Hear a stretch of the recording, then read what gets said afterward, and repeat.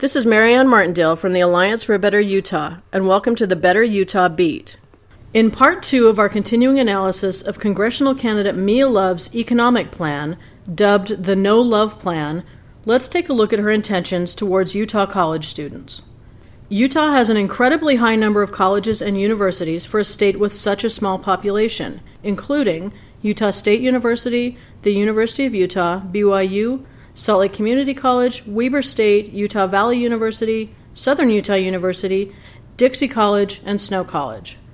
We are blessed with an abundance of institutions of higher learning, but that also makes Utahns extremely wary of any call by politicians or candidates to make significant changes that would impact these students.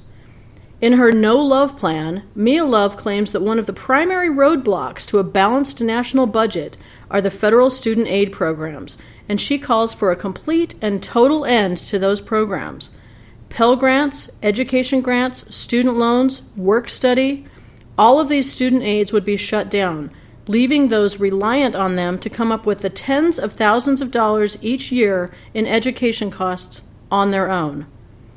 Each year, more than 150,000 college students in Utah alone rely heavily, if not solely, on one of these federal student loans or grants to put themselves through college. These are the students whose parents cannot afford to pay the rising costs of tuition, book fees, housing, and the myriad of other daily expenses of higher education. And in order to have the opportunity to advance in life, they rely on these programs. A vast number of these students would be forced to either cut back or drop their education completely if the No Love Plan were to be successfully implemented. Let's also remember that these student loans don't benefit just the students. Tens of thousands of businesses across Utah exist solely thanks to the proximity of colleges and universities. As the number of students fall, more jobs and companies will disappear. And on a broader scale, without the continual influx of educated and qualified workers, Utah will quickly begin hemorrhaging those high-paying and high-quality jobs we have all worked so hard to attract to our state.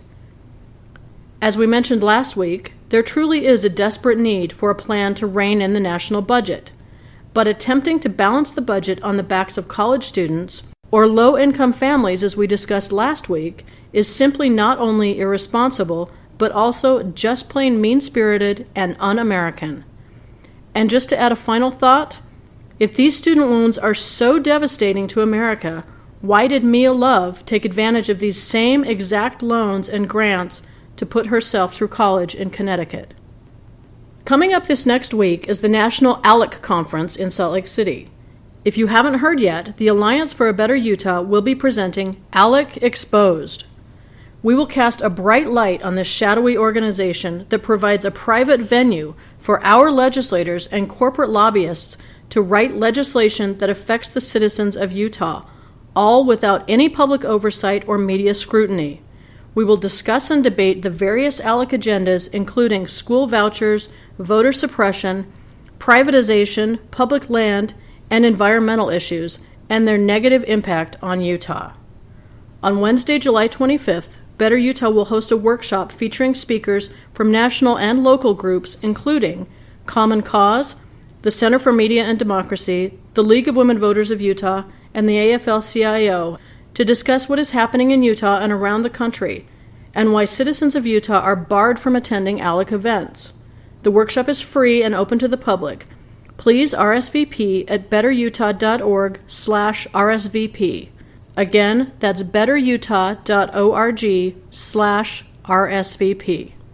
Until next week, this is Marianne Martindale from the Alliance for a Better Utah with this week's edition of the Better Utah Beat. Have a great week, and remember that together we can make a better Utah. For more information about the Alliance for a Better Utah's current projects, please visit betterutah.org and kickalec.org.